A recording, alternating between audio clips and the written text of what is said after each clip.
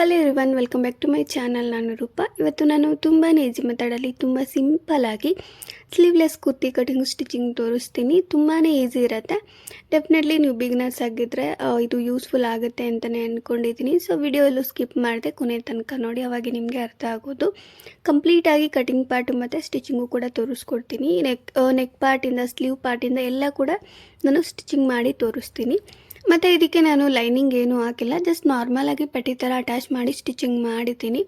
So fabric ಸ್ವಲ್ಪ ದಪ್ಪನೇ ಇದೆ, ಬೇಕು ಅಂದರೆ ಲೈನಿಂಗ್ ಹಾಕ್ಕೋಬೋದು, ಬಟ್ ನಾನು ನಾರ್ಮಲಾಗಿ ಹಾಗೆ ಸ್ಟಿಚಿಂಗ್ ಮಾಡಿ ತೋರಿಸ್ತೀನಿ.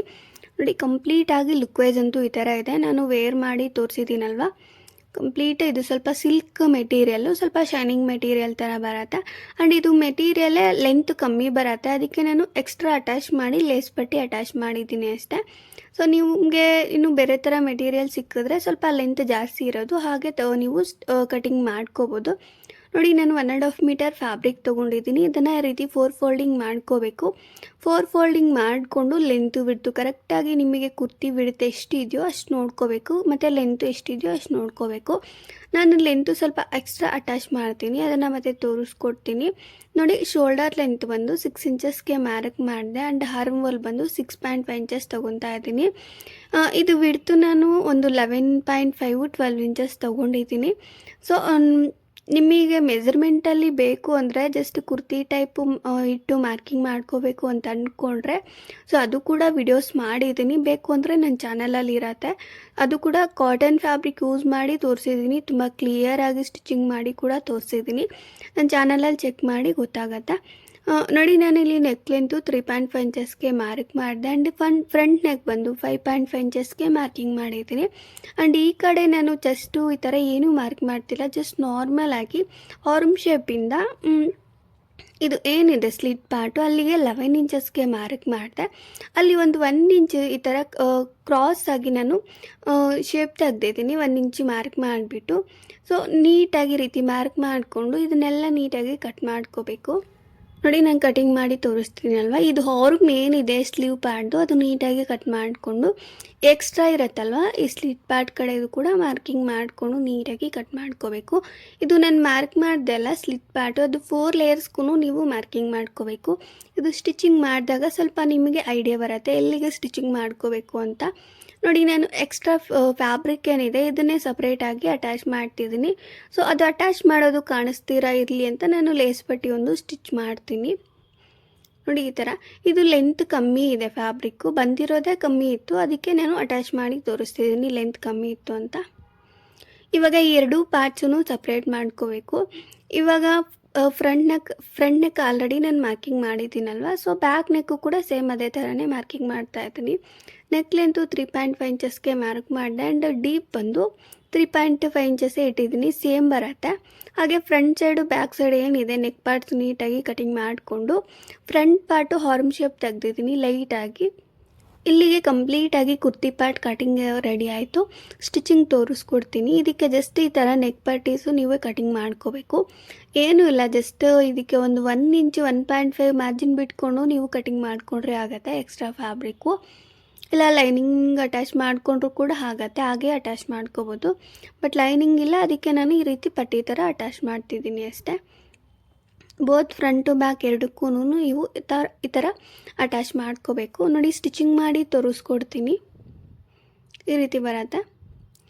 ನೀಟಾಗಿ ಅದನ್ನು ಅಡ್ಜಸ್ಟ್ ಮಾಡಿಕೊಂಡು ಪಿನ್ಸ್ ಇಟ್ಕೊಂಡು ಈ ನೆಕ್ ಪಾರ್ಟ್ ಏನಿದೆ ಅದನ್ನು ಸ್ಟಿಚಿಂಗ್ ಮಾಡ್ಕೋಬೇಕು.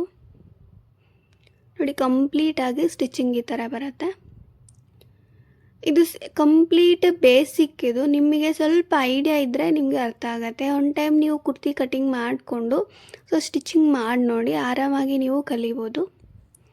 ನೋಡಿ, ನಾನು ಸ್ಟಿಚಿಂಗ್ ಮಾಡಿದ್ದೀನಲ್ವ, ಜಸ್ಟ್ ಅದು ಎಕ್ಸ್ಟ್ರಾ ಫ್ಯಾಬ್ರಿಕ್ ಇರತ್ತಲ್ವ ಅದನ್ನು ಕಟ್ ಮಾಡಿಬಿಟ್ಟು ಇದನ್ನು ಏನು ನಾನು ಮಾರ್ಜಿನ್ ಬಿಟ್ಟಿದ್ದೆ ಒಂದು 1 ಇಂಚು ಅಂತ ಹೇಳಿದೆ ಅಲ್ವಾ, ಸೊ ಅದನ್ನು ಆಪೋಸಿಟಾಗಿ ತೊಗೊಂಡು ಫೋಲ್ಡಿಂಗ್ ಮಾಡಿಕೊಂಡು ನೀವು ಸ್ಟಿಚಿಂಗ್ ಮಾಡ್ಕೋಬೇಕು. ನಿಮ್ಗೆ ಈ ಥರ ಬೇಡ ಅಂದ್ಕೊಂಡ್ರೆ ಇನ್ನೂ ಸ್ವಲ್ಪ ಒಂದು 1.5 ಮಾರ್ಜಿನ್ ಬಿಟ್ಕೊಂಡು ಅದು ಫೋಲ್ಡಿಂಗ್ ಮಾಡಿ ಕೂಡ ಹಾಗೇ ನೀವು ಹೆಮ್ಮಿಂಗು ಕೂಡ ಮಾಡ್ಕೋಬೋದು. ನಾನು ಈ ಥರ ಫ್ಯಾಬ್ರಿಕಲ್ಲಿ ಸ್ವಲ್ಪ ಲುಕ್ ಚೆನ್ನಾಗಿರುತ್ತೆ ಅಂತ ಟ್ರೈ ಮಾಡೋಣ ಅಂತ ತೋರಿಸಿದ್ದೀನಿ ಅಷ್ಟೇ. ಬಟ್ ಇದು ಅಷ್ಟು ಫಿನಿಶಿಂಗ್ ಏನು ಚೆನ್ನಾಗಿ ಬಂದಿಲ್ಲ. ಮೇ ಬಿ ಲೈನಿಂಗ್ ಹಾಕಿದ್ರೆ ಚೆನ್ನಾಗಿ ಬರ್ತಿತ್ತೇನೋ. ಸ್ವಲ್ಪ ಫ್ಯಾಬ್ರಿಕ್ ದಪ್ಪ ಇತ್ತು ಅಂತ ನಾನು ಲೈನಿಂಗ್ ಇಲ್ದಿರ ಸ್ಟಿಚಿಂಗ್ ಮಾಡಿಬಿಟ್ಟೆ.